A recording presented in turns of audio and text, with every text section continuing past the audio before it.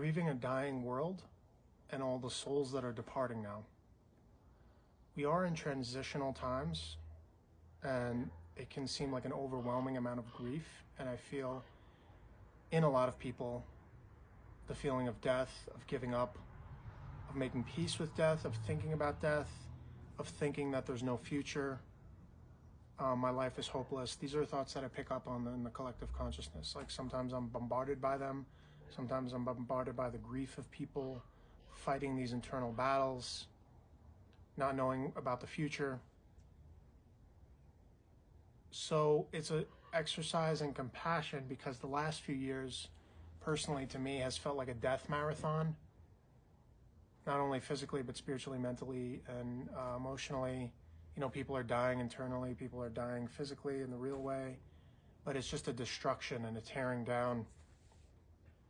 So it's important to stay rooted in yourself in these times, and it's becoming more pronounced, the separation between, let's say, emotionally mature people and emotional beginners, maybe, like grappling with life and death, spiritual awakening, realizing that there's more to this game, this whole life experience.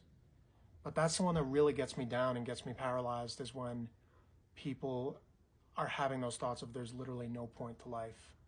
Life's terrible. I hate my life. There's no point to life. There's no point to get out of bed. I can feel that in people. I can feel it. And I know that's not my natural state. That's not anyone's natural state. So I know it's not mine, like I can distinguish. But it can feel very cowardly, because knowing what the energy's already been since 2020, the last 4 years, since everything that's been going on, it feels almost, are we just going to be frozen in this forever? In this state of fear, inertia, paranoia, paralysis? Is this what life is supposed to be? Just nonstop misery? Nonstop fear? Paralysis? Self-hate? Self-hate, giving up? So it makes me angry, because that's not our natural state of existence. But there, at the same time, you do have to hold space for the immense amount of grief and the souls that are choosing to depart now.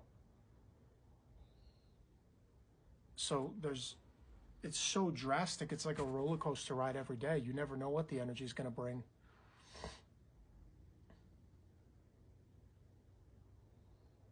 And it just makes you think very, very deeply. And I've been getting lost in those thought trains